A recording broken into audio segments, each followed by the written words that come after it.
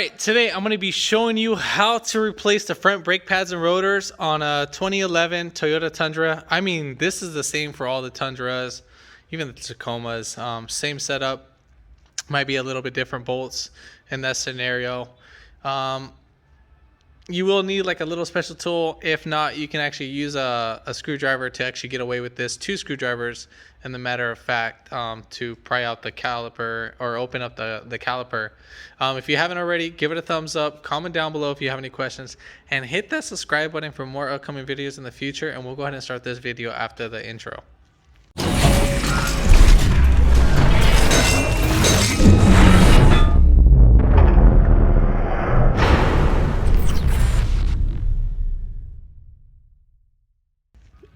All right, so basically normally our wheels will have, I think it's either a 21 millimeter or a 22 millimeter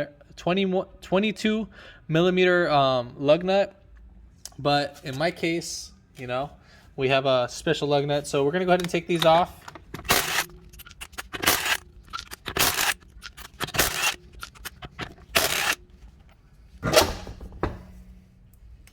All right, jacking up points. Basically, you would jack it up from the main subframe. If not, you can actually jack it up from here too on this little beam. I'm going to put my jack stand right here on whatever side you're working on, you can put it on. But you can lift it up from the center and then so forth. The caliper right here, and then there's the pads. So now you have this pin right here that are inserted right there. If I can get that to focus. So these pins go right inside those holes just like that, and the same thing for right here. We'll just pop that out, and right here, get this focus in, so it sits just like that. So this little hook right here sits right in there, and we'll just pull that right back,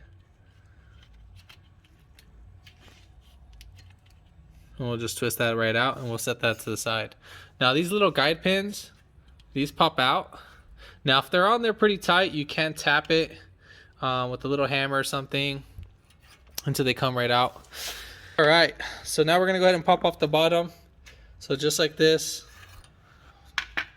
And then this little, right here, this little spring, you just slide that right out. Put this guy right over here. We'll put it to the side. And now, you can either pull out your pads at this point, or we can actually compress our pistons. So we need to go ahead and compress those pistons. So we can either get a flathead screwdriver and go against the rotor just like that, and then we'll just pry it. And obviously one side can't do that, so we can do it on both sides. Camera's kind of in the way, so let me just do this. All right, so now we've completed releasing all the tension. So we put enough slack right here. So now we're gonna go ahead and put something in between here and the pad, and then for this side, we're gonna do it for the opposite side.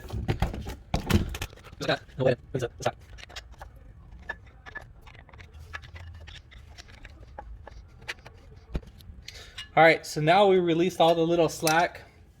I don't have my tool with me. I can't find it. My daughter's got a hold of it, so I can't do it the right way. But at least I can show it the jerry rig style. It ain't stupid if it works. All right, so now we're gonna go ahead and take off this 12 millimeter right here.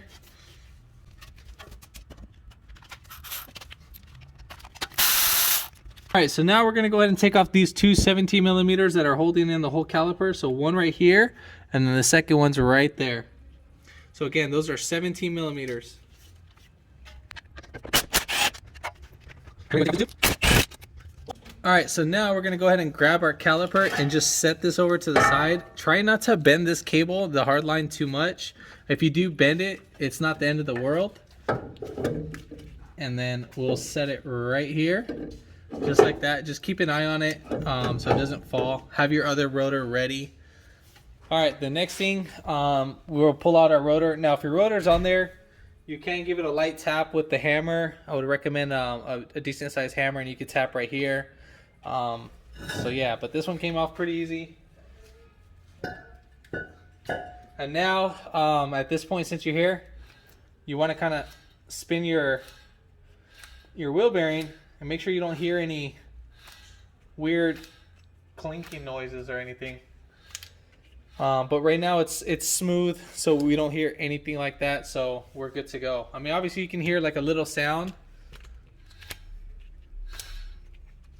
but that's the seal rubbing against this, so no weird play or anything like that, so we are good to go. So now we're gonna go ahead and reverse the order. All right, so also one thing I forgot to mention in the video, pay attention to your rust surface right here if it's really bad. Obviously this one isn't, as you can see. So let me zoom in that. So this is not bad at all, so we're perfectly fine with this. Everything is perfectly good. Now if you see like a lot of like rust, it's kind of hard to say, but typical like rust breakups after metal has been sitting for so long, like the metal itself will start like breaking apart little by little. Make sure all that's cleaned up, and then now we're gonna go ahead and put in our rotor, just like that. Seat that in. Then now we're gonna go ahead and put back our caliper.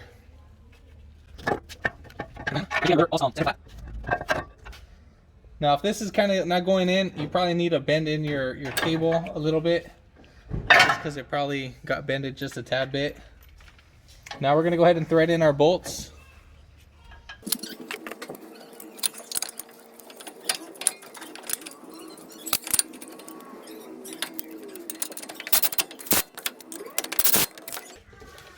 All right, so now we're ready to put in our pads.